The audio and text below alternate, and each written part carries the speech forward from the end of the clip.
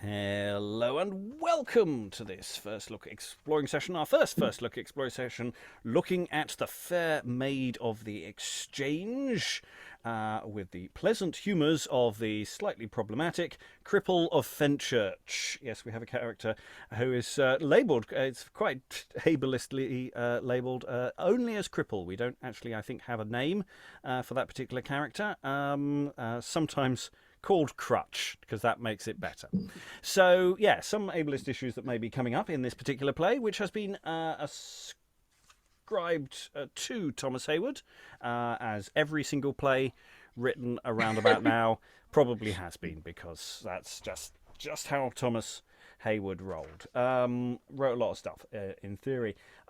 This play exists somewhere between 1601 1607, so we're within our sort of current spearhead of play reading at the moment, where we're orbiting 1601 1602 at the moment. We've mostly finished with 1601. We are now starting to move more in the 1602 direction and seeing where we go. And we're going to find out what this play does and where it's going. Reading today the prologue, Fiddle, and possibly additional parts as well is Stephen Longstaffe from the northwest of England.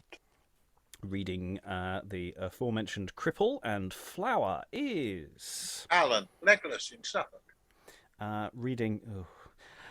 Moving on. Reading Bobbington, Frank and Berry is Lois in the southeast of England. Reading Ursula, Bowdler and Anthony is Hi, my name's Elizabeth Amisu and I'm an author based in the southeast of England.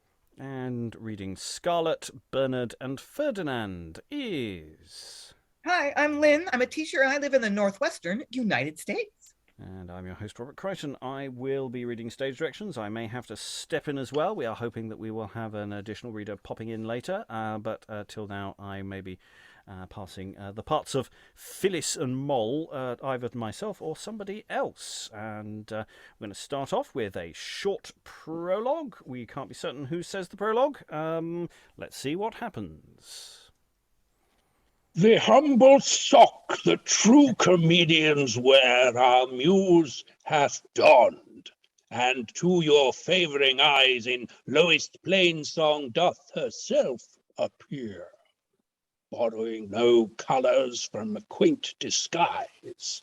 If your fair favours cause her spirit to rise, she to the highest pitch her wings shall rear, and proud quathemic action shall devise, to win your sweet applause she deems so dear. Meanwhile, shore up a tender pamping twig, that yet on humble ground doth lowly lie. Your favour's sunshine gilding wants this sprig, it may yield nectar for the gods on high. Though an invention lame, imperfect be, yet give the cripple alms for charity. And exit prologue. Okay. I'm not really sure what the prologue said there. There were a lot of words, and I think it was basically that maybe your approval will shine on this thing. I'm not sure. Lois, and then Elizabeth. Yeah, it's rather odd, isn't it? It's odd if this is Heywood. He doesn't usually use so many odd words. I mean, it sounds like somebody parodying Marston yet again. Pamping twig and the quathemic action. I suppose the last line is the reason people have thought it's spoken by the cripple. Mm. Yeah. Yes, it would make sense, but it doesn't. It's not a guarantee. Elizabeth. Yeah, I thought there was like a pretty moment in that where the cripple picks up the twig and then raises it up to the light, and the light shines upon it, and then he says, "Oh, it may yield nectar for the gods on high." I just thought, how likely would that have been the way that it was produced?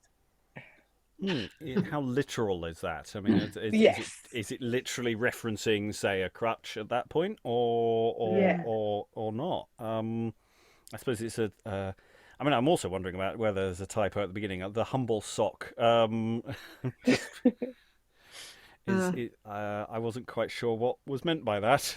Well, the sock is what the comedians wear. I mean, the sock and the buskin, buskins for tragedy, socks for comedy, right? Do you want to say more about that? Because Yeah, I well, don't know what to talk. oh, yeah, well, I think that was true in classical drama, wasn't it? The Greeks and Romans.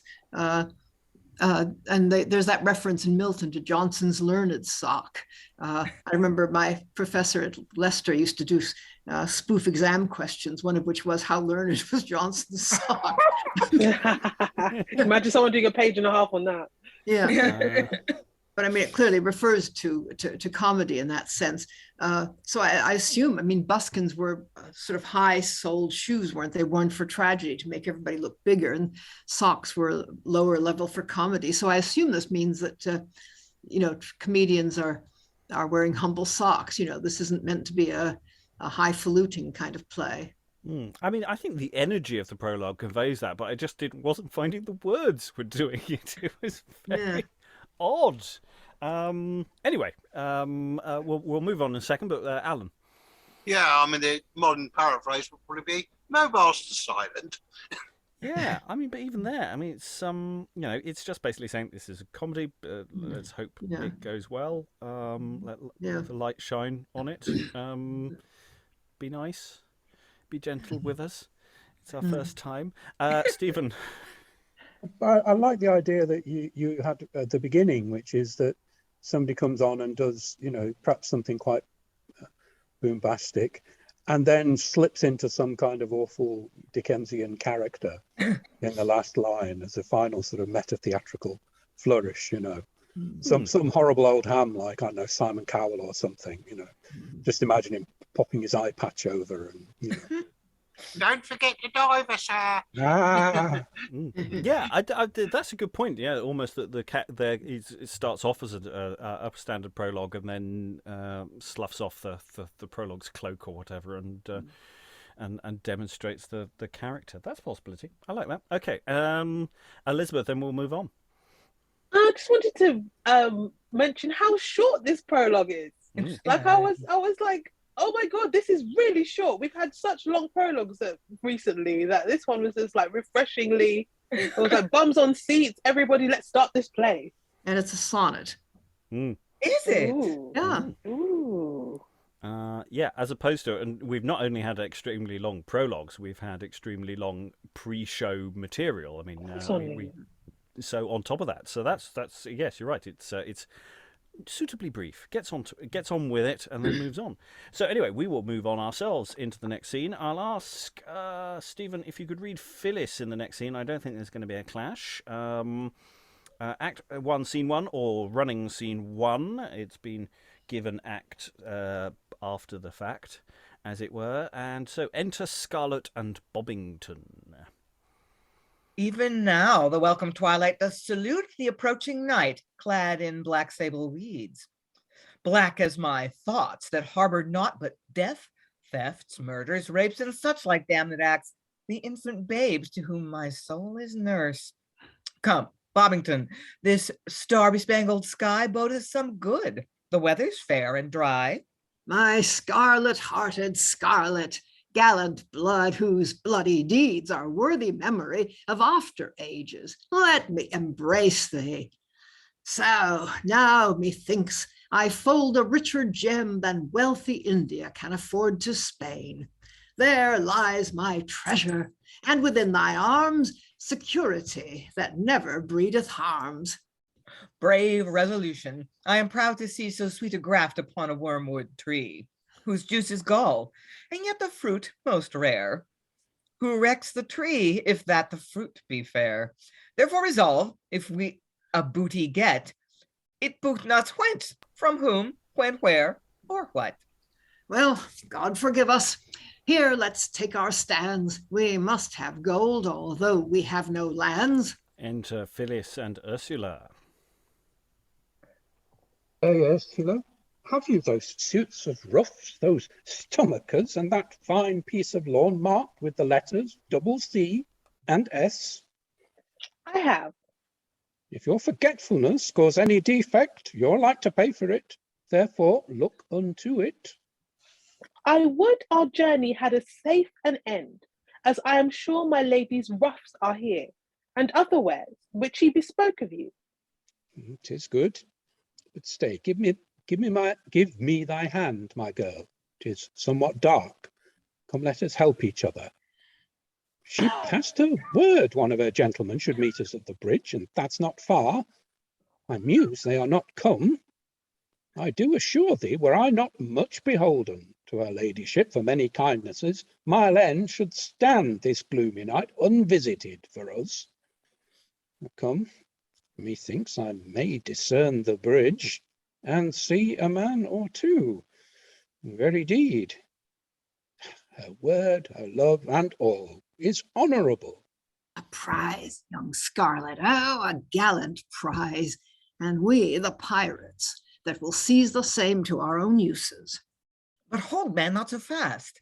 As far as I can gather by their words, they take us for my lady's gentlemen, who, as it seems, should meet them on their way. Then, if thou sayest the word, we'll seem those men, and by those means withdraw them from their way, where we may rifle them of what they carry. I mean both goods and their virginity.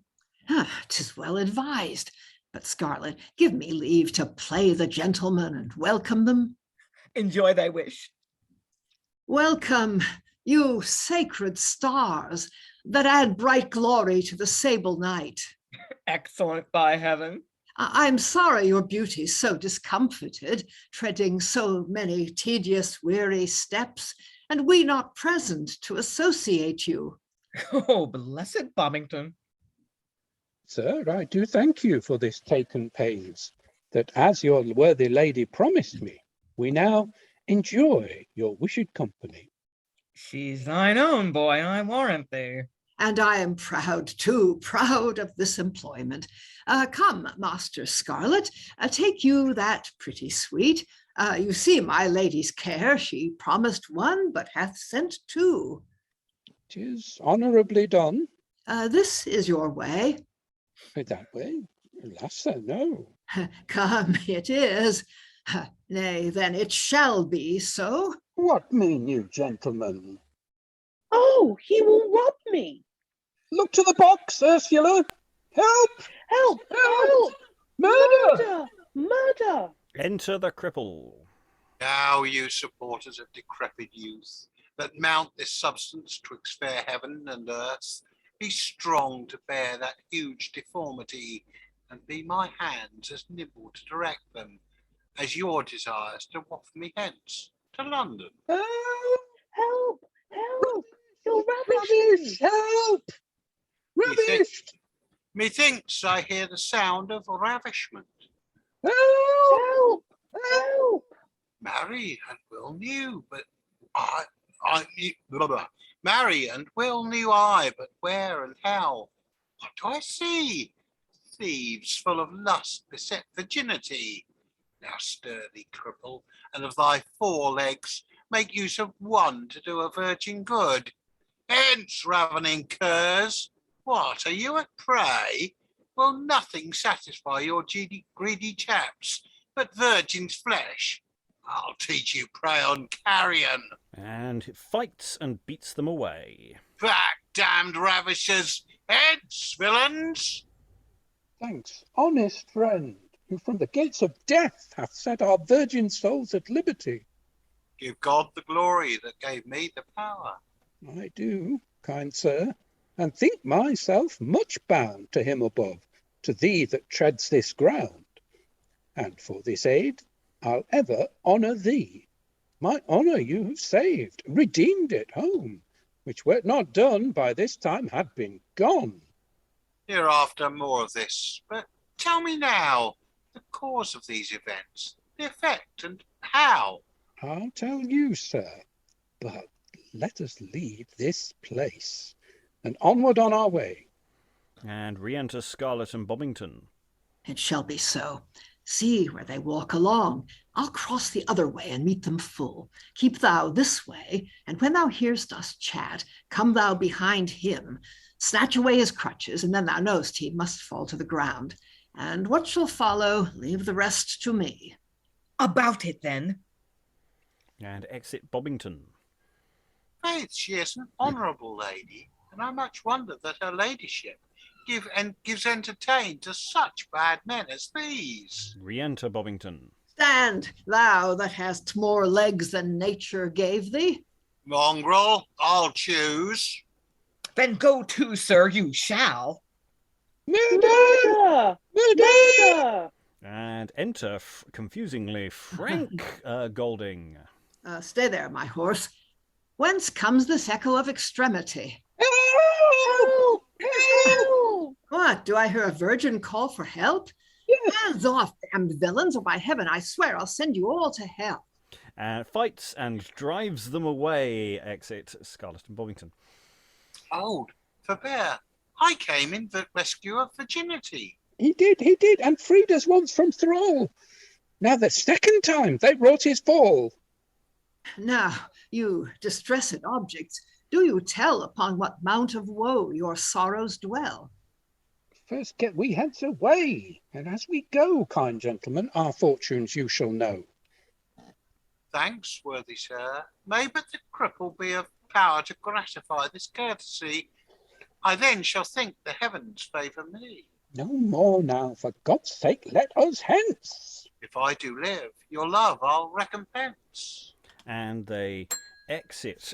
There's a lot of really interesting work going on in this. I mean, he's obviously obviously problematic for us to be constantly calling this character Cripple, who has no name. But he's obviously got away with his fists, as it were. I mean, he's on crutches, and you can actually be incredibly mobile on that, and in fact potentially more so than depending on what the nature of his injuries, if it is injuries rather than something from birth. It's reminding me of Alarum for London, which has a similar fighty figure in it, who is similarly known as Stump. So yeah, I think luckily that character does actually get given a name later on in the text. I don't know if they call him it, but on stage. So in a sense, there's something quite refreshing about the way the scene plays out. We've got this figure who's a very positive person who gets rid of the dastardly villains at the beginning. It's quite helpful. The prologue tells us this is a comedy, because the opening lines of that you could take incredibly deadly serious and very dark, and you know, it's doing a lot of work to tell us where it's set. You can catch the either the Central Line, Hammersmith and City, or District Line from Mile End. So you know, not at the time this was written though. So obviously that's a separate thing. Anyway, sorry, Lynn. Yeah, he's our Cripple's a bit of a superhero, isn't he? You know, sort of enjoyed that, and you know that I am not a disability studies expert, but my impression of the early modern period is that they were really very uncomfortable with disfigurement or disability, and that like those people were really pushed to the margins of society. And so to see him be this central and this heroic really is lovely. I really enjoyed that.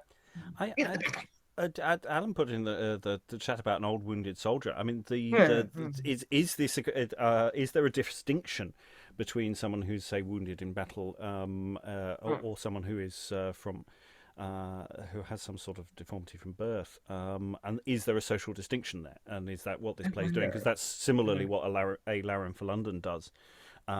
With the character there, so I'm wondering if there is a slightly different standard. And of course, this is a time when some warring has been going on, and there might be this might be a reflection of social concerns.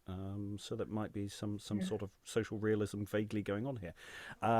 I might be pushing that too far, but yes. Anyway, Alan. Yeah, I mean, we've had a number of other plays which I think have featured wounded soldiers having to beg.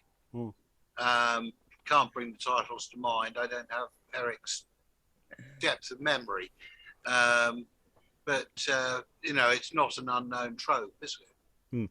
Well, in those cases, I think they were just ex-soldiers, and they were someone pretending to be an ex-soldier, because it wasn't that the blind beggar of, was it Bethnal Green? Yeah. Where he pretends also to be a soldier, an ex-soldier. Lois. Yeah.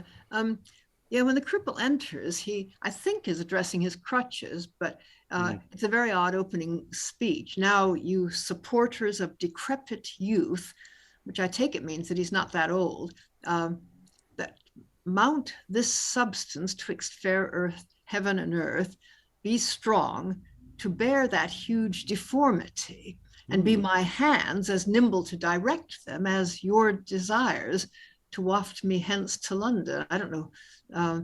It's a rather odd speech, but I don't know what the huge deformity is that he's talking about.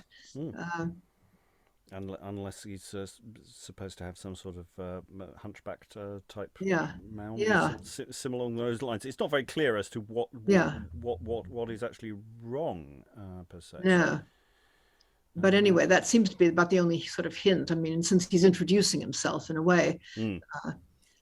While everyone else is shouting, "Help! Help! Murder! Murder!" Yeah. I mean, there is, it is a sort of comic scene, isn't it? Throughout this, and also the way Frank comes on and starts to, drives them off, but then is obviously still attacking this chap, and he's going, "No, halt! Don't, I'm on your side. Yes, leave me alone. Stop hitting me." Yeah. Which again, it's doing sort of interesting things, and these two people who are lost in the dark. And they're telling us it's dark because they have to tell us it's dark because they don't have a lighting rig. Lois. Yeah, but just the other thing is just, I think the two villains are so villainous that they're almost comic. I mean, the way they introduce themselves, you with your scarlet heart and bloody deeds, and we're going to do something really awful now. Yeah, quite wahaha. Yeah. Yeah, there's real moustache twirling there. And I say it's helpful that the prologue came on and just reminded us it was a comedy first, because otherwise we were just going, now this is all a bit overwrought, isn't it? Other thoughts? No? Okay, we'll move on to scene 2, or sometimes known as Act 1, scene 2. And we are here at...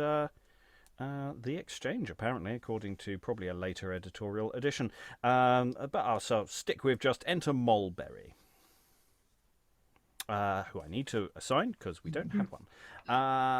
Just looking ahead. I think, Stephen, you have gained the short straw for that one as well. So if you could be Mulberry, please. Now for my true love's handkerchief. These flowers are pretty toys, very pretty toys. But methinks the peace card would do better. The peace card and the blossom. Wonderful. Now, as I live, I'll surely have it so. Some maids will choose the gillyflower, some the rose, because their sweet scents do delight the nose. Very fools they are, in my opinion, the very worst being drawn by cunning art, seems in the eye as pleasant to the heart. But here's the question, whether my love or no will seem content. Aye, there the game doth go. And yet, upon my head, he will applaud the peace god flower, my pretty choice. But what is he? Loving a thing in heart, loves not the counterfeit, though made by art. I cannot tell how others' fancies stand, but I rejoice sometime to take in hand the simile of that I love, and I protest that pretty peace god likes my humour best. I'll enter the drawers, he'll counsel me. Here is his shop. Alas, what shall I do? He's not within. Now all my labour's lost. See how forward love is ever crossed. But stay, what gallant's this? Enter Bowdler. On this drawer, he's never at home. Good morrow, sweetheart. Tell me how thou dost. Upon what acquaintance? That's all one. Once I love thee, give me thy hand and say amen. Hands off, sir knave. Wear it for a favour. What? Dost thou mean thy love, pretty fool? No, fool, the knave. Oh, gross, a gentleman and of so shallow wit. I know thou camest to the drawer. How then? Am not I the properer man? Yeah, to make an ass on. Will you get up and ride? No, I'll lackey by his side. I'll whip the ass. Come, come, leave your jesting. I shall put you down.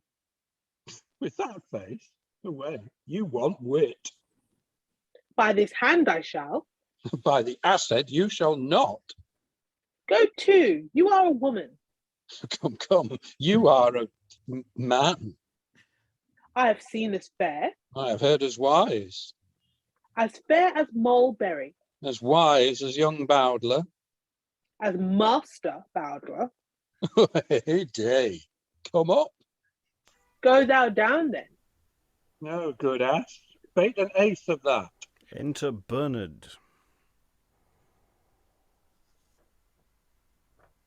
But, Master Bowdler, will it ne'er be otherwise? Still a hunting, everyday wenching. Faith, sir, the modest behaviour of this gentlewoman hath insinuated my company. Lord, how eloquence flows in this gentleman. Faith, I shall put you down in talk. You are best to yield. No, sir, I will hold out as long as I may. Though in the end you bear the fool away. Mean you by me? You gull me not? No, by this night, not I. For if you did, I would intoxicate my head. Yea, I dare swear you'll go full to bed. Mean you by me? You gull me not? No, I dare swear, the gentlewoman means well. And so I do, indeed. Himself can tell. But this it is, speak maidens what they will, men are so captious, they'll ever consider ill. To her, sir, to her. I dare swear she loves you. Well then, fair Moll, you love me as you say. Never made you promise. Did I, pray? All in good time, and you will do. Else you lie, will you not? No. Forsooth, not I. Bernard, she gulls me still. Oh, 'tis but your misconceit. Try her again. You know, by course, all women must be coy. Do her again, then she may haply yield. Not I, in faith. Then mine shall be the field. Wisdom, adieu. Once more, faint heart, farewell. Yet if thou seest the drawer, I prithee tell him Moll berry hath more work for him to do. For yourself, learn this when you do woo. Arm you with courage, and with good take heed, but he that spares to speak must spare to speed. And so, farewell. Exit Moll. Call her again, Bernard. Oh, she's too swift for me. Why, this is the right course of gullery. What did you mean, having so fair an aim, so fondly to let slip so fair a game? Bowdler, become a man, for maids will stand, and then strike home. Art thou not young and lusty, the minion of delight, fair from thy birth, Adonis' playfear, and the pride of earth? I know it, but a kind of honest blood tilts in my loins with wanton appetites. She bade me do a message to the drawer, and I will do it. There will come a day when Humphrey Bowdler will keep holiday. Then, Moll, look to yourself, see you be spared, or by this light I'll have your maidenhead. Spoke like a gallant, spoke like a gentleman, spoke like yourself. Now do I see some sparks of manhood in you. Keep in that key, keep in that self-same song. I'll gauge my head, you'll have her love ere long. And exeunt. We have some comedy wooing going on between Bowdler and Moll, and Bernard there as sort of a witness slash sort of encourager, go between wingman type chap. Yes, Briony is in the room. Welcome, Briony, who will be reading Moll and Phillis further on, as it were. How are we feeling at the Moll's opening introductory speech? What are we getting from that? I have to say, I'm still slightly struggling sometimes with some of this dialogue to latch onto it, and I'm finding it quite an odd experience because I quite like it, but it's for some reason it's just not quite keying in. I'll go to Alan then Lynn. Well, I think much of what Moll said in modern terminology would be A single word followed by off. Lynn. Yeah. So, well, if the stage directions, which are we assume a later editorial edition, are correct, she's in love with the cripple. It's like, oh, he's not at his shop. Darn. I thought he'd be here. So she's come to see our hero. And she's evidently a pretty desirable young woman, and she's in love with him. Lois. Well, she's in love with somebody. I mean, the thing is, we don't really know at this point what the hero, what the cripple does for a living, but I think she's going to his shop to get him to do it. I mean, she seems to have this design for, I don't know, is it a piece of embroidery? And I think he's got something to do with sort of putting it into action. I mean, both of them are coming to his shop and he's not there. Presumably because he's in the process of being fighting with these other guys, unless action's moved on. Yeah, it's sort of like we're not quite fully getting some of the exposition as to who people are and their relationship. Whereas the first scene, it was very straightforward. I sort of understood, moustache twirling villains turn up. We're going to rob some people. I will protect you, and then we will attack you again, and then somebody else turns up and says, I will protect you, and then they go off. Whereas this is this sort of this Bowdler Moll witty repartee, or at least it's supposed to be witty. I'm not sure how witty it actually is. It's sort of these little sort of parries back and forth. Stephen, you and Moll, how were you finding it? Were you being particularly wooed? Yeah, I mean, I can see what it all feels very clunky to me, which you've said already. I couldn't really get a handle on it. I mean, there's some, sharp insults at the beginning of that, backwards and forwards, wasn't there? But it just goes on too long for me, that bit, and the whole scene is, I'm mooching about thinking about this hanky. And here I am at the shop. Oh, he's not here. Oh, who's this? The gears were kind of grinding for me there. It's kind of, are we supposed to think that we've gone back in time 10 minutes or something, and this is happening at the same time? Do you know what I mean? Structurally, I had a problem with it. It just, to get to where we are at the end of the scene, it seems like ages. Which is odd, because it's not actually a very long scene. I mean, this is the thing, we've actually spent quite a long time unpacking two very short scenes, or relatively short scenes. So it's sort of the sense of time is not quite functioning right either. Lois, then Elizabeth.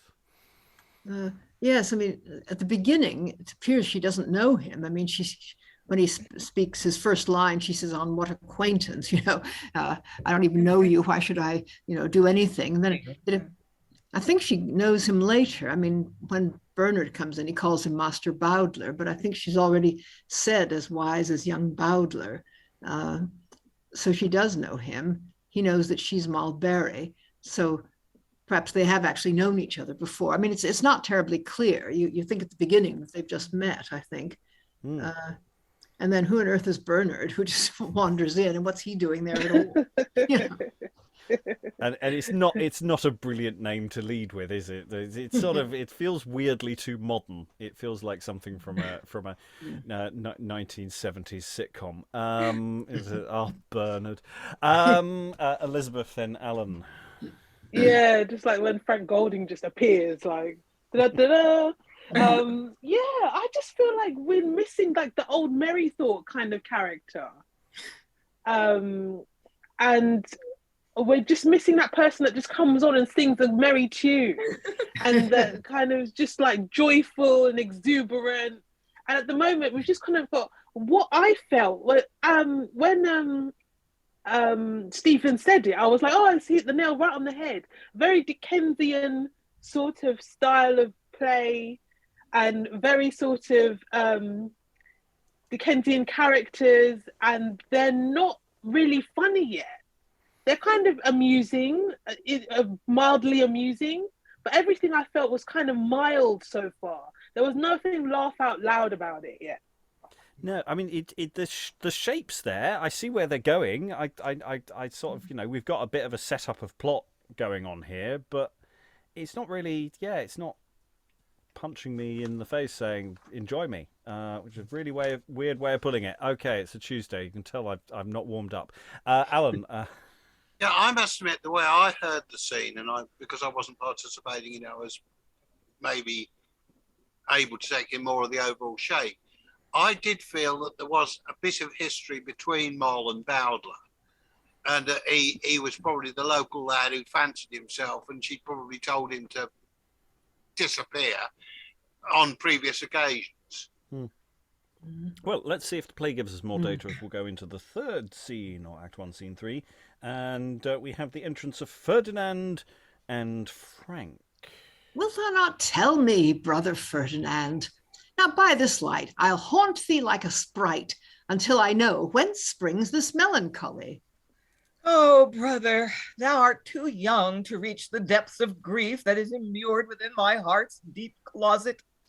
1,000 sighs to keep daily sentinel that beat like whirlwinds in all my comfort back, as many sobs guard my distressed heart, that no relief comes near to aid my soul. Millions of woes, like bands of armed men, stop up the passage of my sweet relief. And art thou then persuaded that thy words can any comfort to my soul afford? No, no, good Frank, dear brother, then forbear, unless with grief you'll in me take a share. Grief me no griefs, but tell me what it is makes my sweet Ferdinand thus passionate. I'll conjure grief, if grief be such an evil, in spite of fortune, fates, or any devil. Wilt thou not leave me to myself alone? Brother, you know my mind. If you will leave your dumpish melancholy, and like myself banish that puling humor, or satisfy my expectation by telling whence your sorrow doth proceed, I will not only cease to trouble you, but like a skillful true physician, seek all good means for your recovery. Well, brother, you have importuned me, and for the confidence I have in you, that you'll prove secret, I will now unfold the load of care that presses down my soul. Know you then, good Frank, love is the cause thereof. How? Love? Why, what's that love?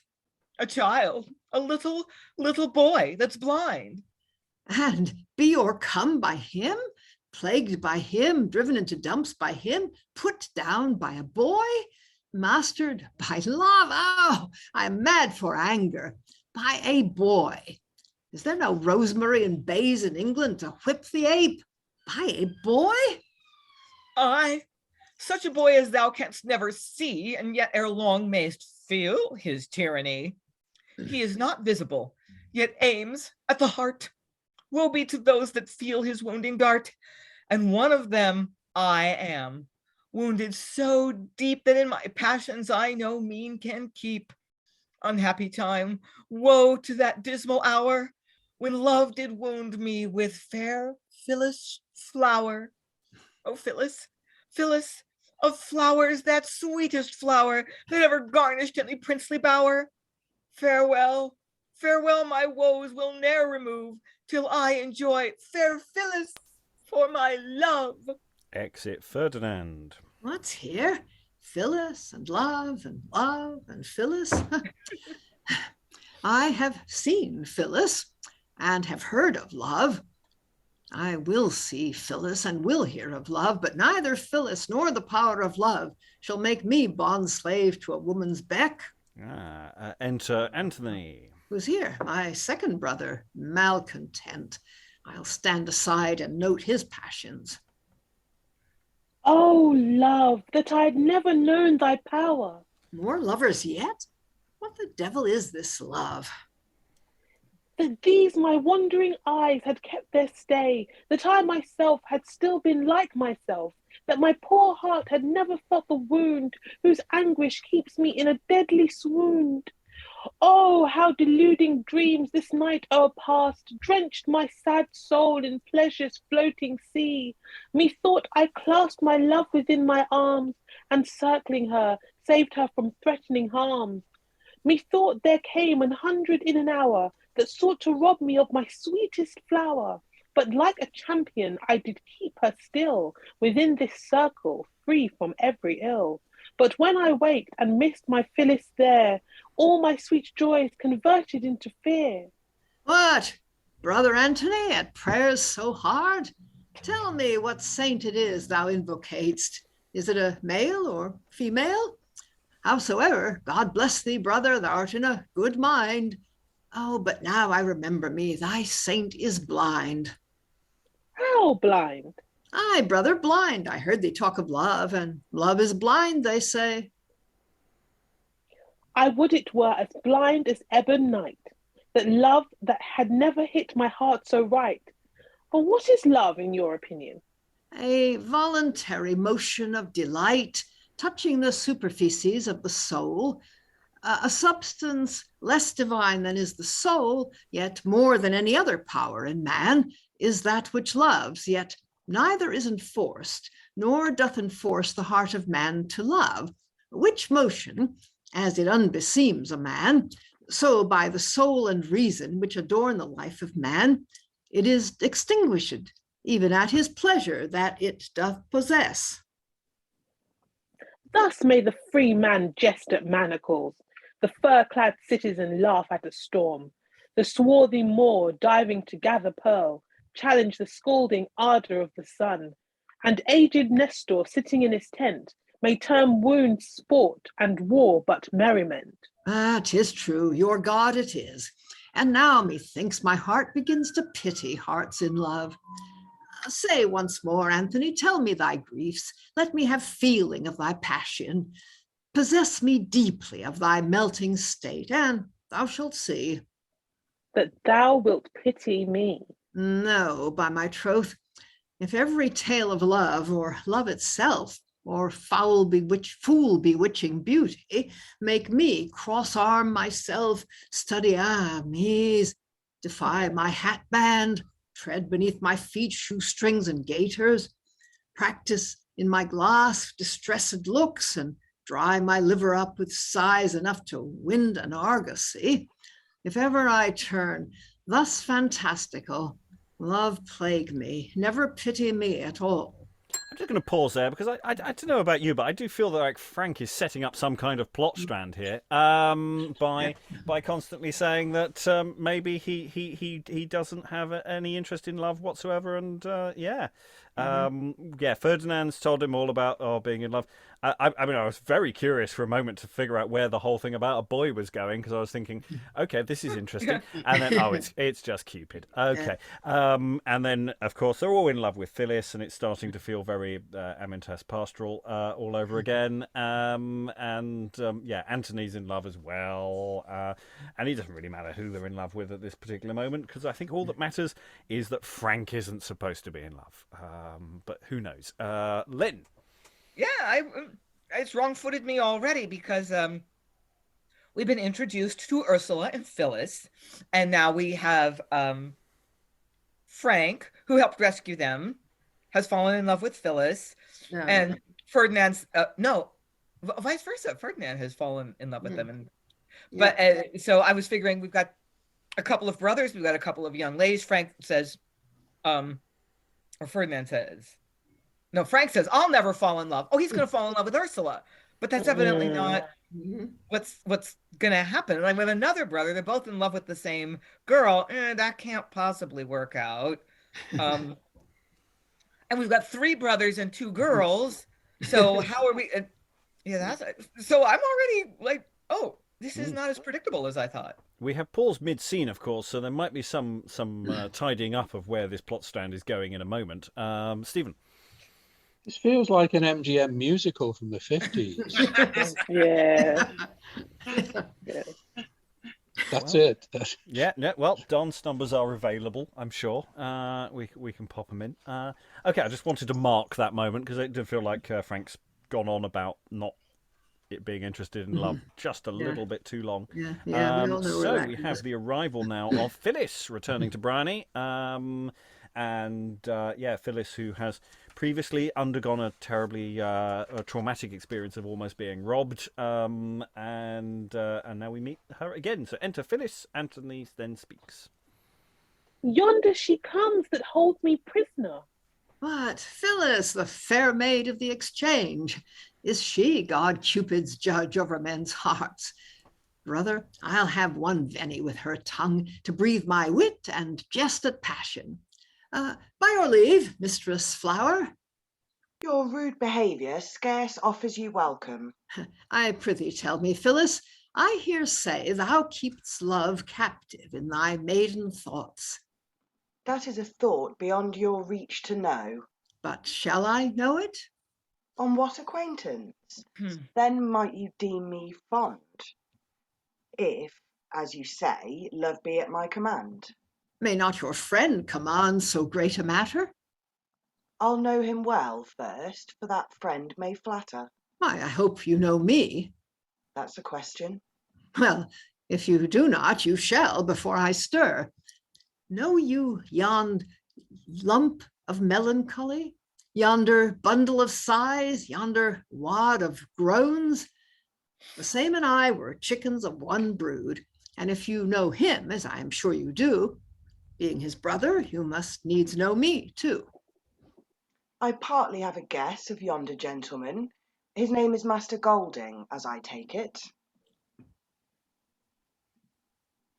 Golding I am, and thine, sweet fair, I am. And yet not thine, but a most wretched man. Thou knowest my cause of grief, my wound of woe, and knowing it, why wilt thou see it so?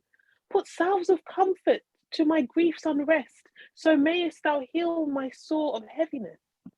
Hark you, fair maid, are you a surgeon? I prithee, give my brother Anthony somewhat to heal the love sore of his mind. And yet 'tis pity that he should have help. A man as free as air or the sun's rays, as boundless in his function as the heavens, the male and better part of flesh and blood, in whom was poured the quintessence of reason, to wrong the adoration of his maker by worshipping a wanton female skirt and making love his idol.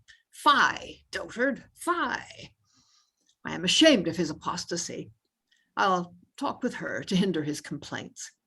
Phillis, a word in private ere you go. I love you, sweet. Sour, it may be so. Sour and sweet, faith, that doth scarce agree. Two contraries, and so be we. Plague on this courting. Come, we'll make an end. I am sorry for it, since you seem my friend. Aye, but thou canst not weep. Then had I a hard heart. How say you? Come, brother, now to your part. At your direction? No, this merry glee, good brother, sorts not with my melancholy. Love covets private conference, so my sorrow craveth your absence, which I fain would borrow. No marvel then we say that love is blind, if it still revel in obscurity. I will depart, I will not hinder love. I'll wash my hands.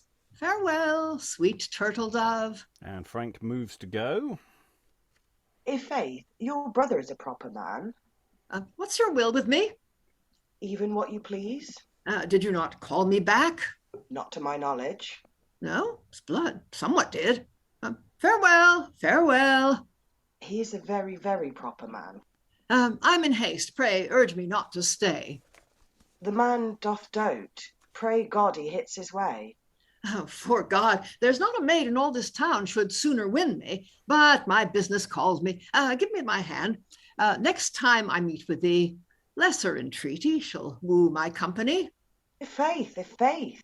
I' faith, this was the hand. What means my blood? Do I not blush, nor look extremely pale? Is not my head afire, my eyes, my heart? Art thou there? I feel thee, love, I' faith, by this light. Well, farewell, farewell. Exit Frank. Now he is gone, and we in private talk. Say, wilt thou grant me love? Wilt thou be mine? For all the interest in my love is thine. Your brother Ferdinand hath vowed as much. Nay, more, he swears that what man soe'er he be, presumes to be co-rival in his love. He will revenge it as an injury and clothe the thief in basest obloquy. Aye, is my brother my competitor? I'll court my love and will solicit thee, were Ferdinand himself in company. What sayest thou to my suit? Time may do much. What I intend to do, I mean to pause upon. Let it be so. If that my brother's hindrance be all, I'll have thy love, though by my brother's fall. Exit Anthony. 2 brothers drowned in love. I, and the third, for all his outward habit of neglect, if I judge rightly, if I did not dream, hath dipped his foot, too, in love's scalding stream. Well, let them plead and perish if they will. Cripple, my heart is thine, and shall be still. Exit Phillis, re-enter Frank. Not well, and yet I am not ill. I am, what am I? Not in love, I hope. In love. Let me examine myself. Who should I love? Who did I last converse with? With Phillis. Why should I love Phillis? Is she fair? Faith, so. Her forehead is pretty, somewhat resembling the forehead of the sign of the Maidenhead Inn. What's her hair? Faith, 2 Bandora wires. There's not the like simile. Is it likely yet I am in love? What's next?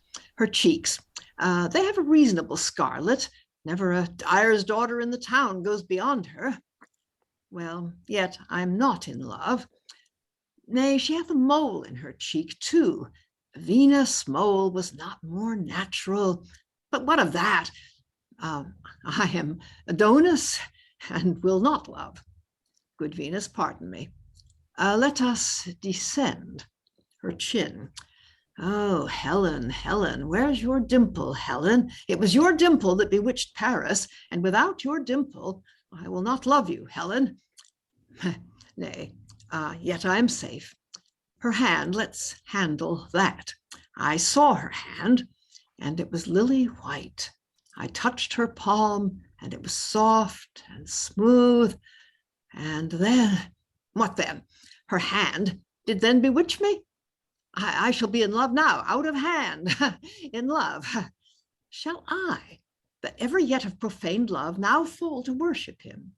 Shall I, that have jested at lovers' sighs, now raise whirlwinds?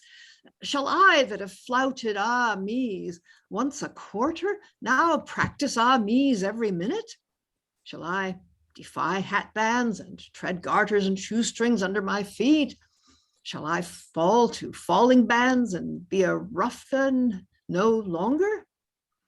I must. I am now liege man to Cupid, and have read all these informations in his book of statutes, the first chapter, page 19. Therefore, hatband, avaunt ruff, regard yourself, garters, adieu, shoestrings. So and so. I am a poor inamorato, and forced with the poet to say, love overcomes all, and I that love obey. Exit Frank. So Frank's in love. That didn't take long. It's interesting. I did feel that Phillis was a bit shirty with him straight away, because he was sort of involved in rescuing them from a night thing. And she's just is that flirting? What was that initial exchange? I found it very weird. I found it weird that she didn't apparently recognize him, and he didn't mention the fact that they'd met before. I mean, I almost wondered if there's some sort of confusion in the plot here. Yeah, it's very odd. Because otherwise, it's sort of everything falls out as you would expect it, and it's all sort of fine. So yeah, odd. I do like Frank's sort of slow realization of, oh bugger, I'm in love. As a sort of a nice, and there's some question about which lines are 2 people and which are asides, and there's some nice nice stuff in there. Lynn, and then Stephen. Yeah, actually, so yeah, if this ends up being a problem, I think it's easy enough to make the guy who rescues them along with the cripple Ferdinand rather than Frank. Just switch those. It's not hard. But actually, I was sort of thinking what Stephen's reaction to the first sort of abortive flirtation just goes on too long. Frank's Frank's monologue in particular. Am I in love? Oh, let's talk about what she looks like. Yeah, I guess yeah, we don't need 3 minutes of that. That's Yeah. And it's an expansion of somebody else's who better not be mentioned. I don't know what you're talking about. Yeah, right, exactly. I'll go Let's to leave it like Briony that. then Elizabeth. Yes. I just really like the idea of the the quarterly armies. Elizabeth.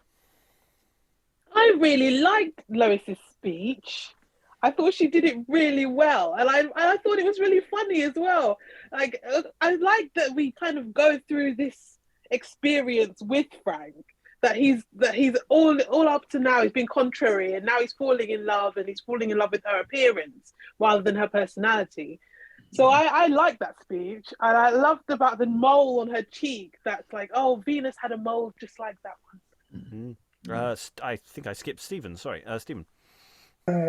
Yeah, I actually like this as well because I see it as a kind of comic monologue. You know, there's not just a comic monologue actually, because the focus of this is it's a sort of blend of the pedantic and the external, isn't it? He's kind of Puritan style. He's examining his conscience. He's got this checklist, which is a very odd checklist of things that you do when you're in love, and he kind of works his way through it methodically. It's not about his feelings at all. And the other thing that is nice in this, I think, is it's all about the external behaviour as love. He's going, oh, does this mean I need to do that stuff with the garters and the ruffs? Oh, I suppose so. Okay, you know. So I kind of, what I like about it is it isn't at all about what's going on inside. He's kind of like, and I could see that working really well in performance, especially if you've had a very strong kind of, I don't know, older brother Puritan Duke, you know, nasty Duke sort of vibe coming off him, and then a complete transformation. In that sense, you know, at least it gives you something theatrical as opposed to people just walking in and instantly being in love. Yes, I mean, it's that thing of it's someone in love who doesn't know anything about it in practice, but has seen lots of rom-coms and going, right, so I've got to do this stuff now. You've got Mel. God. This is the point he starts tap dancing without realising it, and then suddenly notices. Okay, let's move on into what I assume a later editor has decided is Act 2 or running scene 4, depending on your point of view. So we now introduced to some additional characters. Enter Flower. Oh, for God, a very good conceit, but too much sleep hath overtaken me. I might have paid the Swiftfoot runaway. A good conceit, a very good conceit. What, Fiddle? Arise! Fiddle? Fiddle, I say! Enter Fiddle. Oh, he's a fiddling indeed. I think your tongue be made of nothing but fiddle strings. I hope the fiddle must have some rest as well as the fiddlestick. Well, crowd, what say you to Fiddle now? Fiddle, it's a very good conceit. It is indeed, master. What dost thou mean? To go to bed again. No, Fiddle, that were no good conceit, Fiddle. What a fiddling do you keep? Are you not ashamed to make such music? I hope, sir, you will christen me anew shortly. You have so worn this name that ne'er a wench in all the town will scorn to dance after my fiddle. Well, Fiddle, thou art an honest fellow. That's more than you know, master. I'll swear for thee, Fiddle. Oh, you be damned then, master. I love thee, Fiddle. I'd rather your daughter loved me. 'Tis a rare conceit, i' faith. I hold with you, master, if my young mistress would like so well of my music that she would dance after nobody's instrument but mine. No, Fiddle, that were no good conceit. Shame on you. I thought you would not hear on that side. Fiddle, thou toldst me Master Golding was in love with my daughter, True, master, therein you say well. and he entreats me to meet him at the Star in Cheap to talk concerning the match. True, still, master. And I have sent for my neighbour, Master Berry, to bear me company. True, all this is most natural truth.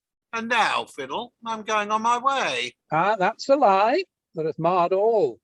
Was your conceit so tired you could tell truth no longer? Why, Fiddle, are we not going? No, indeed, sir, we are not. We stand still. Your conceit failed in that. Oh, God, 'tis true, I'm not ready yet. What's he? Enter Bobbington. By your leave, sir, I would crave a word in secret, sir. At your pleasure. There's none but my man, Fiddle. Sir, Master Fiddle is my name. Sir Lawrence Lyre was my father. Sir, this is my business. My name is Racket. I have a ship of my own upon the river.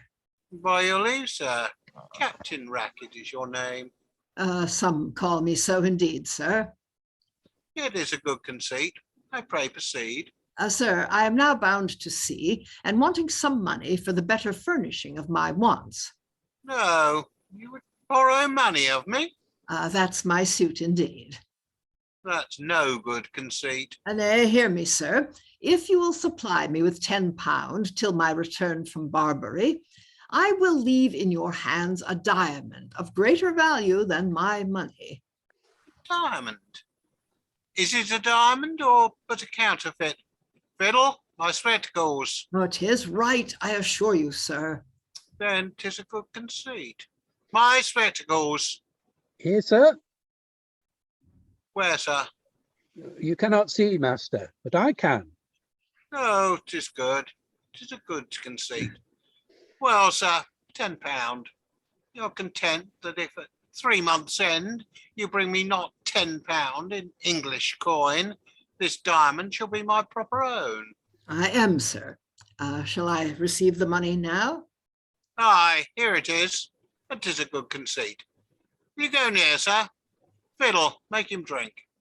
Will you approach, Cavaliero?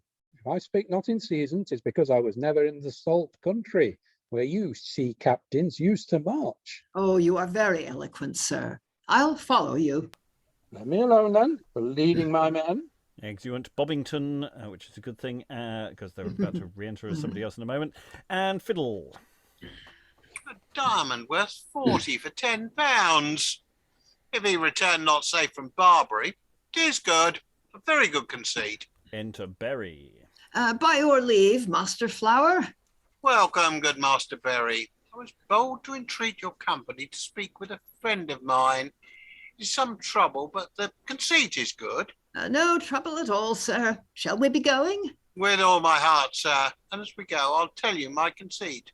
Come, Master Berry. And exit Flower and Berry. And I'm sure we're looking forward to seeing where Bobbington's subplot goes here. I mean, it always delights me when, you know, you get a location. So we're in Cheapside, meet at the Star and Cheap. You know, we've got the exchange not just down the road. So, you know, we have a very tight physical location that we, as a podcast and as a group, you know quite well now as we've increasingly walked these streets. So I'm quite interested now to think, well, can we actually have a precise physical location now for the Star? I'm assuming someone knows that or has an idea. So that feels like saying we should lock in. And yeah, so we have some witty banter with Fiddle. How did anyone sort of enjoy the witty banter? Alan. I get the feeling that Flower shouldn't be allowed out without a keeper. I did quite like the idea that Fiddle, you know, when Flower asks for his spectacles, Fiddle just says, "Yeah, he's clearly wearing them." Going, "I see really well." It's just, where are they? Oh, I'm wearing them. That's what I took to be the joke there. A lot of jokes that were sort of just play on the word fiddle that went on for a very long time. I'm sure you could make that work. I think you could. I just feel that possibly time has not been kind to some of these this wordplay. Yeah, I mean, he is spectacularly done, isn't he? Because Fiddle says to him, you said you were going, that was your first big mistake. And he says, oh, aren't we going then? He says, no, we're standing still. So, yeah, absolutely. He's a complete idiot. Yeah. yeah. He's a delicate flower. Obviously. Okay. It's like the bones. The idea of all of this is good. It's just it's not quite landing. It's like I think you can make it work, and I think you can have a lot of fun with this. But it's not quite a slam dunk yet. I think it needs a lot of pace and energy, and just if the jokes don't land, move on. Elizabeth, are you waving? Yeah, I was just agreeing with what you said, Rob.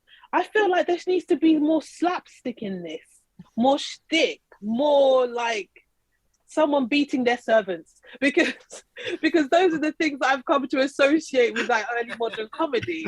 Whereas this is much more like you have to get the dialogue, and you have to get the illusion, not necessarily the illusions, but like you have to get that, Flower's not very smart and Fiddle's a bit of an idiot as well, and things like that. Whereas I like it when it's more visual, where the comedy is more visual. So I just think that we're losing a little bit of the humour here. Yeah, I mean, there are some jokes that do land. I mean, I do like the naming protocol that's going on here. Master Fiddle. So we're assuming he's in charge of the books. And the whole thing. Sir Lawrence Liar was my father. Boom, boom. But then Bobbington coming on and saying, "My name is Racket. Hello. I am Sir Swindler Conman. How are you?" It's just, yeah, subtle. Stephen. It reminded me a little bit of early Marx Brothers movies, where the if you actually, it's stuff doesn't spring off the page. It's the pace it's done at. That by the time you've realised that wasn't actually a joke, it just kind of looked like one. We're three jokes in. Yeah. So you can imagine it. Just if you just told people just read it as fast as you can. Then that might give you more of an idea. So business is one thing, as already been said, but just actual pace as well might help it a bit. I'm just thinking of some of that, some of those early films. I couldn't wait to see the early Marx Brothers films, and I was thinking, well, this isn't funny at all, but it's got a real zing to it. There's a real kind of energy to it. Yeah, I mean, I think that's a really good analogy because yes, the Marx Brothers are very pacey, but I don't find them funny at all. At all. Well, this is the sort of the difficulty of comedy is that so much of it is idiomatic, and when the idiom shifts and the way people talk shifts slightly, the jokes don't land in the same way, and that's what happens over time, and that's always one of our biggest problems with comedy. Does it still land? And sometimes, if the situation still lands, you can make the dialogue work. I think there's some really nice potential here, with the examining the diamond and once it gets going. But it does feel like at the beginning of just going, I've got out my thesaurus, every fiddle way of using the word fiddle I can get in there. We will. But again, it feels almost like a writing exercise, doesn't it? I'm just going, how many fiddles can we do?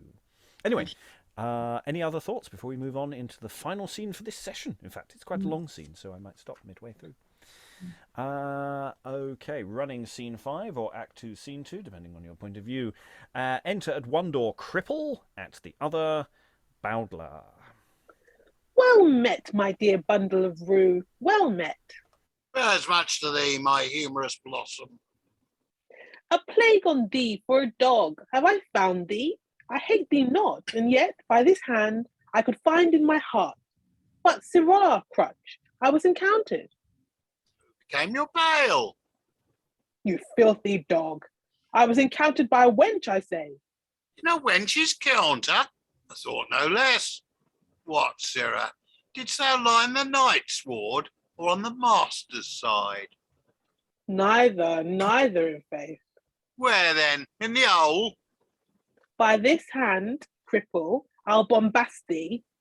My crutch, you mean, for wearing out my clothes? Thy nose, dog, thy nose. A plague on thee. I care not for thee, and yet I cannot choose but love thee. Sirrah, Mulberry was here about work thou hast of hers. Hadst thou been here to have heard how I spurred the wench with incantations, thou wouldst have given me the praise for a jester. True, Master Bowdler, I yield it you. I hold you for the absolutest jester. Oh, mistake me not, I mean to jest upon a juggling gull, a profound seeing man of shallow wit, that Europe, nay, the world, I think, affords. Well, thou art a Jew, sirrah.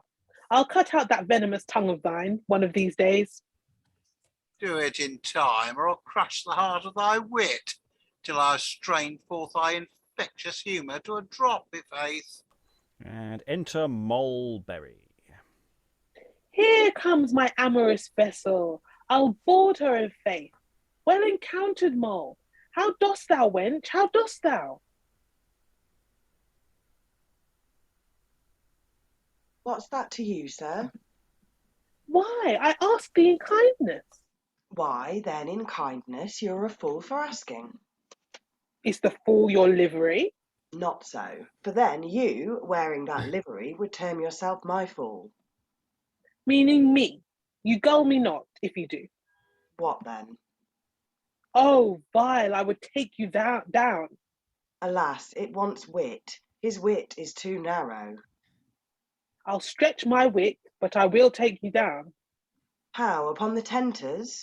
Indeed, if the whole piece were so stretched and very well beaten with a yard of reformation, no doubt it would grow to a goodly breadth.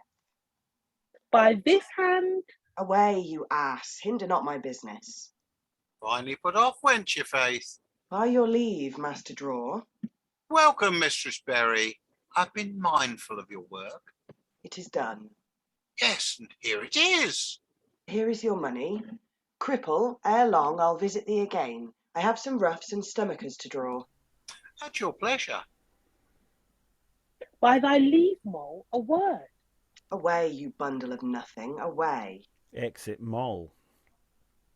She hath wit as sharp as a needle. Alas, myself have been her whetstone with my conference in the exchange, any time these many years. In the exchange, I've walked with thee there before the visitation of my legs and my expense in timber, at the least 100 times, and never heard thee speak to a wench. That's a lie. Thou wert by when I bought these gloves off a wench. That's true. They cost thee an English shilling at a word. Marry, it follows in the text that your shilling proved but a harper, and thou wert shamefully arraigned for it. Good, but I excused myself. True that thou thoughtest it had been a shilling. Marry, thou hast never another, not so much as a shilling more to change it. Thou took in the exchange? Indeed, my best gift is in the morning, when the maids visit my chamber with such necessaries as I usually buy of them. Oh, thou art one of those that if an honest maid be sent to thy chamber with her mistress' goods, and return as honest and chaste as the morn. Sirrah, you are one of those that will slander the poor wenches by speaking liberally of their proneness to love, and withal brag how cheap you have bought their wear metaphorically, when indeed they depart as honest as they came thither, and leave you all the day after to sigh at the sight of an ill bargain. When wilt thou spit out this serpent's tongue of thine? When wilt thou cast off this antic garment of ostentation? Do it, or by the Lord I will impress thy vanities, and so anatomize the very bowel of thy absurdities, that all the world shall take notice of thee for a fool, and shun thee as the pox or the pestilence. Enter Bernard. News, news, news. Sweet rogue, what's the matter? By Jesu, the rarest dancing in Christendom. Sweet rascal, where? Oh, do not kill my soul with such delays. Tell me, kind rogue. Oh, tell me where it is. At a wedding in Gracious Street. Come away. I long to see the man in dancing art that does more than I can. Then you, sir, he lives not. Why, I did understand thee so. You only accepted. The world besides cannot afford more exquisite dancers than are now capering in that bright alehouse. I will behold them. Come, Crutch, thou shalt with us. Not I. Down, dog, I'll have thy company. I have business. By this hand, thou shalt go with us. By this leg I will not.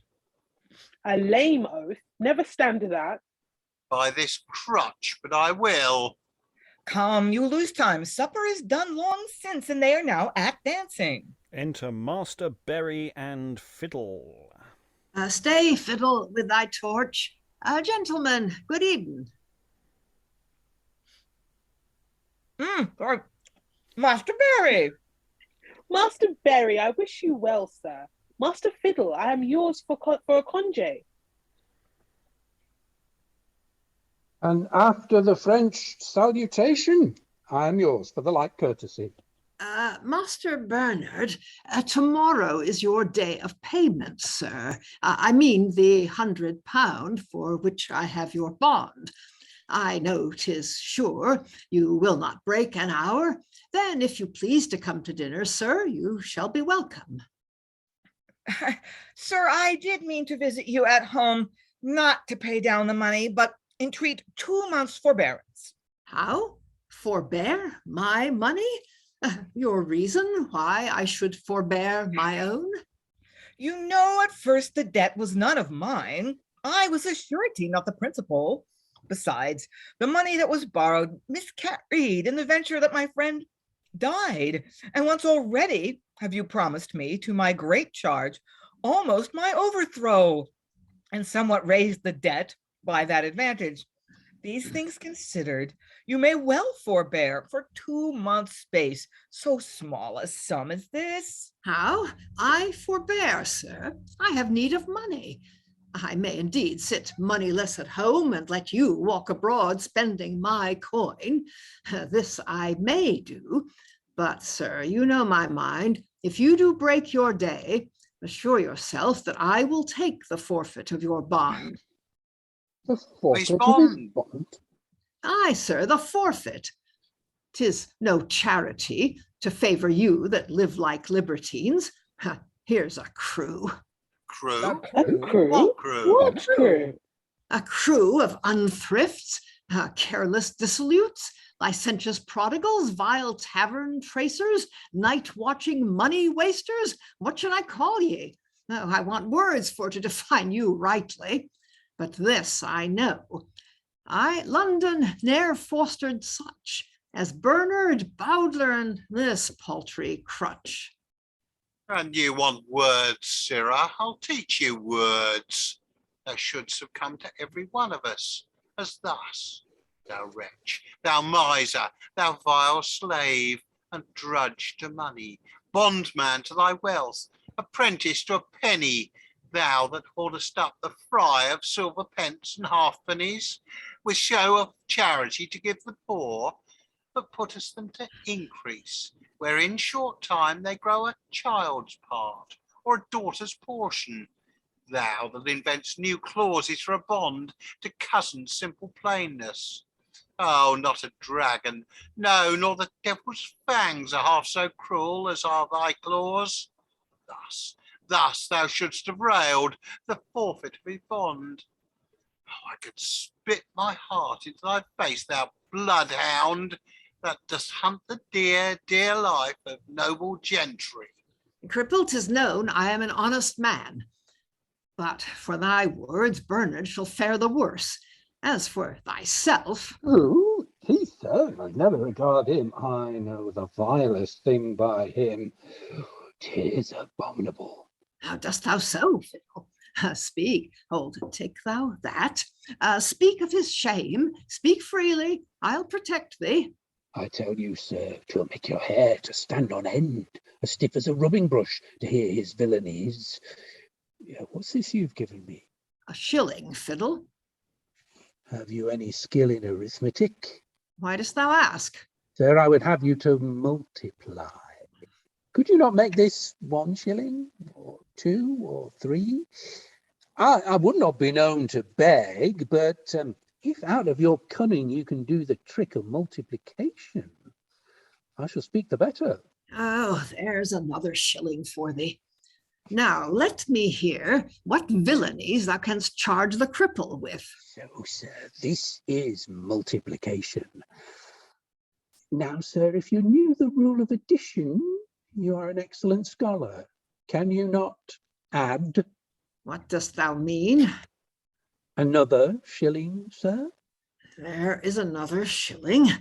Now, Fiddle, speak. Why then, attend, you hills and dales, and stones so quick of hearing, this cripple is What What is is he, it, villain? Is he Villain. villain? an honest man as any in all the town. An honest man. Aye, by this silver, and as good a fellow as ever went upon four legs. If you would multiply till midnight, I would never speak otherwise. Fiddle, thou art a knave, and so is he. Come, let us home. Bernard, look to thy bond. If thou do break thy day, I do protest by yon chaste moon. Chaste moon? Why, the moon is not chaste. How provest thou that? Why, sir, there's a man in the middle of her. How can she then be chaste? Then, by my life, I swear, I'll clap him up where he shall see neither sun nor moon, until I be satisfied the utmost penny. And so, farewell. Exit Berry. Gallants, good night. If time and place were in prosperity, I were yours for an hour's society. I must after yon mulberry with my torch. Adieu, dear hearts, adieu. Exit Fiddle. Come, Bernard, let's to the dancing. Let's tickle it tonight, for tomorrow thy heels may be too heavy.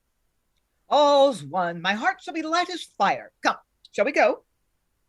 Cripple, will you along? Your My master- business stayed me here. Farewell then, dog of Israel, farewell. Exeunt Bowdler and Bernard. All's one, my heart shall be as light as fire. As blood were I indebted £100. My fortunes failed and fled as Bernard's are. Not worth 100 pence as Barnard is.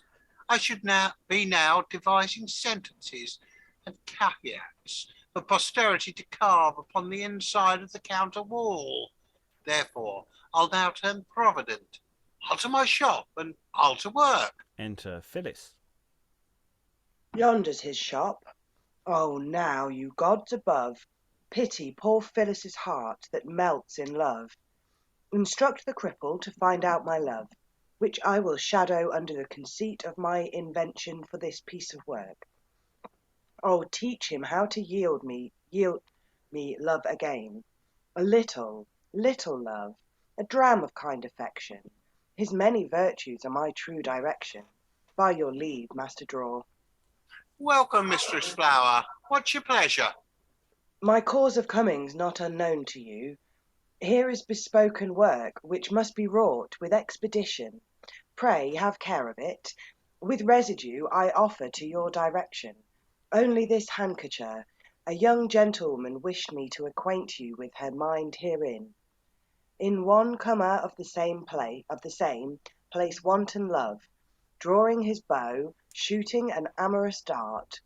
Opposite, against him, an arrow in a heart. In a third corner, picture fourth disdain, a cruel fate unto a loving vein. In the fourth, draw a springing laurel tree, circled about with a ring of poesy. And thus it is. Love wounds the hearty and conquers fell disdain. Love pities love, seeing true love in pain. Love seeing love, how faithful love did breathe. At length impaled love with a laurel wreath. Thus you have heard the gentlewoman's mind. I pray be careful that it be well done. And so I leave you. More I fain would say, but shame forbids and calls me hence away. And exit Phillis. Sweet fair, I pity you, yet no relief harbours within the closet of my soul. This Phillis bears me true affection, but I detest the humour of fond love. Yet am I hourly solicited, and now you see and fain she would make known the true perplexion of her wounded heart. But modesty, checking her forwardness, bids her be still, yet she, in smile, similes, in love comparisons, like a good scholar, by figures makes a demonstration of the true love enclosed in her heart. I know it well, yet will not tell her so. Fancy she'll never marry me to woe. Take this of me, a young man's never marred, till he by marriage from all joy be barred. And exit Cripple. There's a lot of interesting work going on in this scene. A lot of stuff. I think I'll start with Fiddle, because I think Fiddle really comes into his own in this scene. I do like the setup of, the money, extracting money, and then just saying, oh, he's really honest. And that's nice guy. Thanks for all the shillings. Even the moon gag sort of landed. Are they going to crash a wedding? Because it's just something. It doesn't seem to be someone. Do they know this guy? It just seems that there's a wedding at Gracious Street. Let's just go crash it. And amidst of which, that's something to do when you're massively in debt. Obviously, let's have fun now. Because I really want to find a name for rather than calling this chap Cripple. It's and his nickname of dog is not exactly endearing either. There's something weirdly accurate about that, as the way they're insulting each other and that kind of relationship that is clearly uneven and awkward but it feels like it's actually the kind of conversation and kind of strange friendships that people might have. Something quite weirdly realistic about that. It's not pleasant necessarily, but it doesn't feel. It feels like it's speaking of something there, and because they basically just trade insults rather a lot. Alan, then Lynn. Well, I mean, the cripple is addressed as crutch on a couple of occasions. Yeah. I appreciate that's still somewhat problematic, but is less so. I think it's all much of a muchness, isn't it? It's just well, no, the thing is, it's a nickname which would work, whereas cripple is merely a generic description. Yeah, it's still could have come up with something better. Lynn.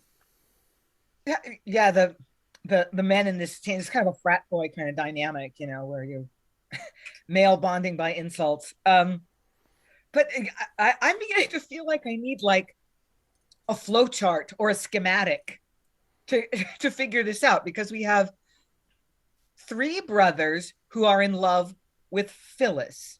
And yes. Phillis is the daughter of Flower. And Flower has lent money to Bernard? No, it's Barry.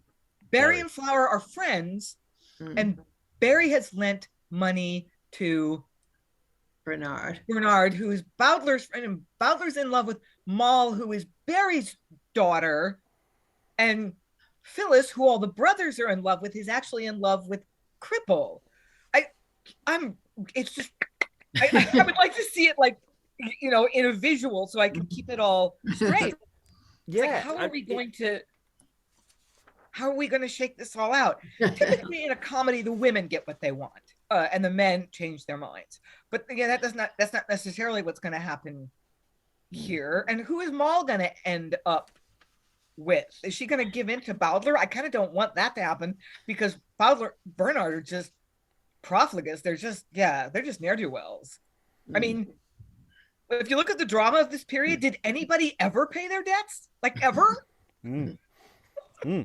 Yeah, and it's interesting as we're introduced to Barry very briefly during the sort of the Diamond, presumably con scene. For those looking forward to the resolution of this plotline, spoilers, there isn't one. So I'm just going to say that literally goes nowhere. So as far as I can tell, it's in the play just simply to introduce Barry as someone who's going to be involved in that kind of financial transaction that can be then elaborated in the scene that we've just done. it's a really quite complicated series of relationships. I think once you have a visual on these people, it'll help. I don't think it helps that they're names, and they've all got quite similar names. We've got Burr and Fur a lot. We've got Berry and Bernard, and we've got Ferdinand and Fiddle and Frank. And the problem is these names. This kind of name doesn't land in the memory in the same way, as signifiers do. If you say someone's the king, they're the king. If they're Frank, how does that help identify the person? It's always my problem with murder mysteries. I get very lost as to who the hell anyone is because they all have boring names. Anyway, they all could have done it. Anyway, sorry, Lois. Yeah, there's a lot of stuff in this. I mean, it opens with a series of puns that I recognize because they also turn up in Eastward Ho, which I must mention at every possible opportunity. Absolutely. And when Bowdler says to Cripple right at the beginning of the scene, Sirrah Crutch, I was encountered. And Cripple says, who became your bail? That seems like a complete non sequitur, but in fact, he's making a very typical pun on the counter, which is a prison. It happens in, well, never mind. And then that's why he says, you filthy dog, I was encountered by a wench. And then, oh, in a wench's counter. I mean, he pushes it on. God, didst thou lie in the knight's ward or the master's side? And that again is bits of the counter, the prison. There's a knight's ward, which is where you went if you had enough money to pay for a bit better food and so on. And then the hole is the absolutely worst bit of the prison where everybody is packed in together, but it obviously has a filthy double meaning here. And we still have the hole as a modern, for modern. I mean, hopefully most modern prisons don't have the hole, but it's something you have in films today. Yeah, right. Anyway, that I'm not going to explicate every pun, but that the thing starts with that. But there's also quite interesting, one of the few bits where you get any information about Cripple, which is when he says, when Bowdler says they've both been in the exchange, and he says, I've walked with you there before the visitation of my legs and my expense in timber, that is having to pay for crutches, at least 100 times. I don't know what the visitation of his legs was, but in other words, this is not something congenital, apparently. Yes, so it's something that happened to him after the fact. I quite liked all the, even if not all of the counter stuff was clear, I did actually quite like that exchange. It sort of had a life to it that works very nicely. And of course, counter being one of the jails that also isn't that far from where we are. All of this stuff is within 5-10 minutes walking distance of each other. So it's quite nicely situated in that sense. And actually, sorry, Lois, then Lynn. Yeah, our sort of nervousness about the cripple and being called cripple, I suspect that for a disabled person, this might actually feel quite good. I mean, all this extreme openness and joking and insulting about the fact that this guy is on crutches permanently. Yes, I mean that's what I was saying about the way that they're interacting. They do seem to actually be friends, but their relationship isn't fully balanced. So sometimes it seems to drift from that sort of banter to something that's a bit darker and then back again. And it's because they've clearly been friends since before. So it feels real in that sense, even if it's not necessarily nice. Lynn, sorry. Yeah, the visitation of his legs. I mean, to be visited it often means to be visited by the plague. So I assume that's the visitation he's talking about. Although plague did not leave people paralyzed. I wonder though if polio was extant in this period. So maybe he had an illness that left him unable to walk unassisted. Rather than having been injured in violence like war. But yeah, the visitation, what happened to my legs to make them not work so good anymore. And yeah, I mean, I quite like Cripple's takedown of Bowdler as well when he's talking about the way you talk about women and thing of you and your boasts, and it's just I'm just going to unpack entirely why you're just talking rubbish, and it's quite nicely done. And yeah, there's lots of things, and of course, obviously, we've got everyone's going boo hiss at Berry. I mean, he just and they go for him. And I say Fiddle's sort of interaction with him works really well. And I say then we have this sort of little exchange at the end with Phillis, and Phillis is with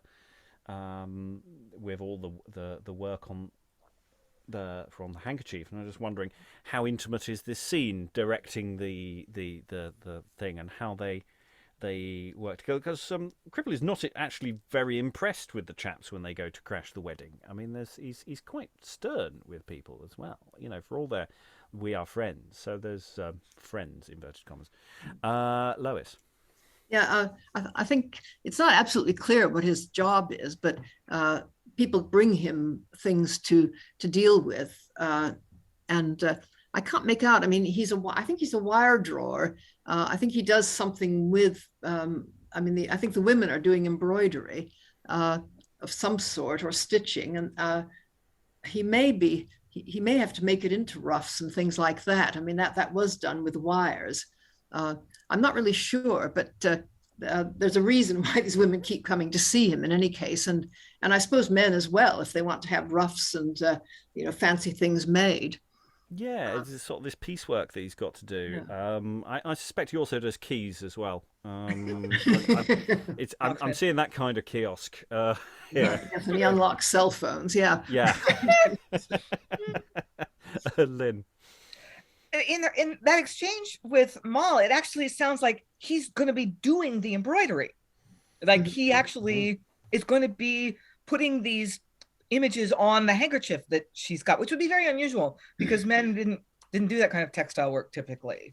But he doesn't have the use of his legs, so a lot of other trades that would otherwise be open to him won't be because he can't stand unassisted. So maybe he makes a living with his hands in some kind of decorative textile skill. But yeah, it doesn't sound like he makes ruffs. It sounds like he does embroidery to me. Alan.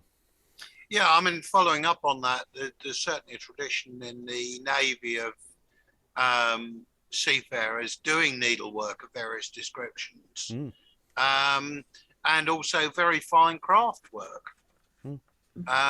So that may well, I mean, the picture I'm getting of Cripple is maybe an ex-sailor who's lost a leg to chain shot or whatever. Well, he can't have lost it because they refer to him having 4 limbs, including his crutches. So he's got to have damaged either disease. But I do quite like the idea, that he's an ex-sailor. That works quite nicely as a very. I think these are character choices that one can impose on a text like this when we make these decisions. But that's quite nice. Just the idea that he had an accident, fell off the rigging, and or something like that, and that would fit with his crafts as well. Interesting thought. I'm sure there's going to be a lot more of this over the next couple of sessions. We are approaching extra time, so I'm going to call in final thoughts about the play overall. I think we're getting a sense of it that there's some slight offness about how the plot line and the way some of these scenes are actually produced. But there is definitely a play here. There's definitely a structure. There's definitely characters. There's definitely something going on here that I think it just needs a bit of work. I think it needs some. It's either a text that has undergone a number of changes, whilst on tour, and some bits have got cut down or moved around and they don't quite make sense, or something else odd has happened to it, perhaps. Because it does seem to have some odd little divertisements. As I mentioned, we're not going to be hearing from Bobbington again. I'm afraid.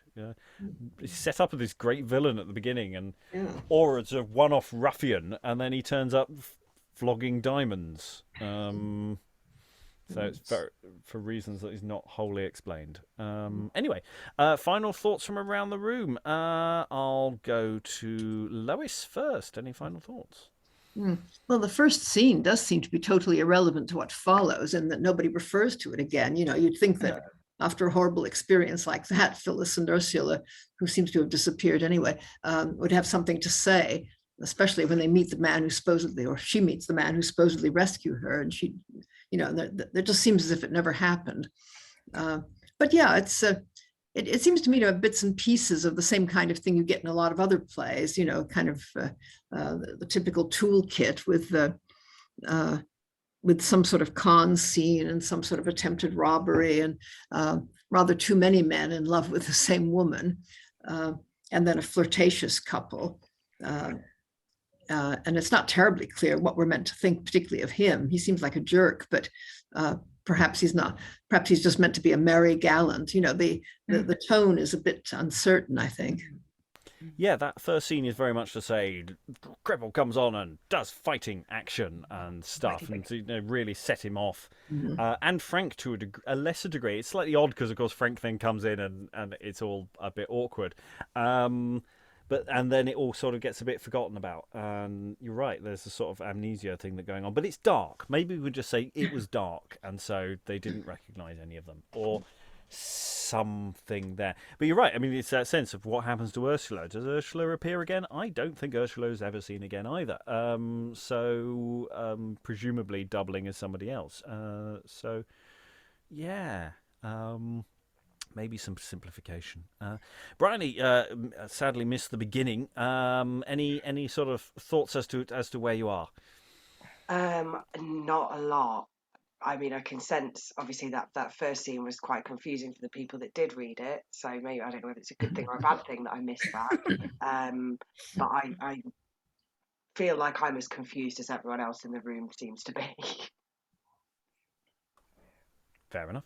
In a sense, I'm not so much confused. I'm just sort of going, it's just untidy. I'd like it to be slightly tidier and to make slightly more sense than it does. I mean, it almost makes sense, but not quite. Alan, any final thoughts? Yeah, I mean, there's a feeling of quite a number of sort of two-hander set pieces in there, which I think probably would work almost in isolation.